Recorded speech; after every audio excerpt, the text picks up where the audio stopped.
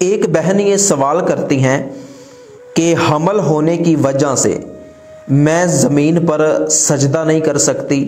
میرے لیے رکوع کرنا آسان نہیں ہے، تو کیا میں بیٹھ کر نماز پڑھ سکتی ہوں؟ تو دیکھیں بہن، مسئلہ یہ ہے کہ اگر آپ زمین پر سجدہ نہیں کر سکتی، رکوع کرنا آپ کے لیے آسان نہیں ہے حمل کی وجہ سے، تو آپ بالکل کرسی وغیرہ پر بیٹھ کر نماز پڑھ سکتی ہیں۔ لیکن اس بات کا خیال رکھیں کہ جب آپ کرسی پر بیٹھ کر نماز پڑھیں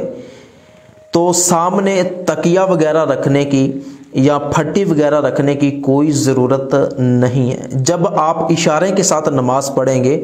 تو آپ تکیے پر سجدہ کریں یا سامنے پھٹی وغیرہ رکھ لیں، اس پر سجدہ کریں، تو یہ بے مقصد ہے، ٹھیک ہے؟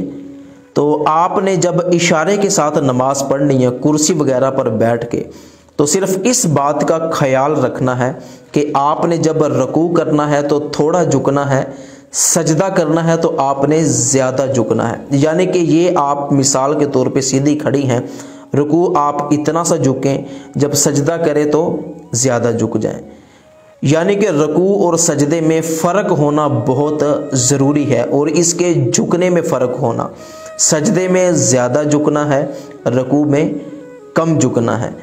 اور بہت مرتبہ اس طرح ہوتا ہے کہ جو کرسی پر بیٹھ کے نماز پڑھتے ہیں، اشارے کے ساتھ نماز پڑھتے ہیں، جب سجدے میں جاتے ہیں تو اپنے ہاتھوں کو یوں کر کے آگے نکال لیتے ہیں، یوں کر کے، ٹھیک ہے؟ تو ہاتھ بالکل آپ نے اپنی ٹانگوں پر ہی رکھنے ہیں، ٹھیک ہے، گھٹنوں پر ہی رکھنے ہیں، اس کو سجدے میں یوں آگے کی طرف نکالنے کی کوئی ضرورت نہیں ہے، ٹھیک ہے؟ تو زمین پہ جب سجدہ کرتے ہیں، جو سجدہ حقیقی ہوتا ہے، جب پیشانی بھی نیچے لگتی ہے، ناک بھی نیچے لگتا ہے، پھر ہاتھ بھی لگانے ضروری ہوتے ہیں، ٹھیک ہے؟ جب آپ اشارے سے نماز پڑھ رہے ہیں تو اپنے ہاتھوں کو صرف آپ اپنے گھٹنوں پہ رکھیں، تو صرف فرق یہ ہے کہ آپ نے رکوع میں کم جھکنا ہے، سجدے میں زیادہ جھکنا ہے، تو آپ بالکل بیٹھ کر نماز پڑھ سکتی ہیں۔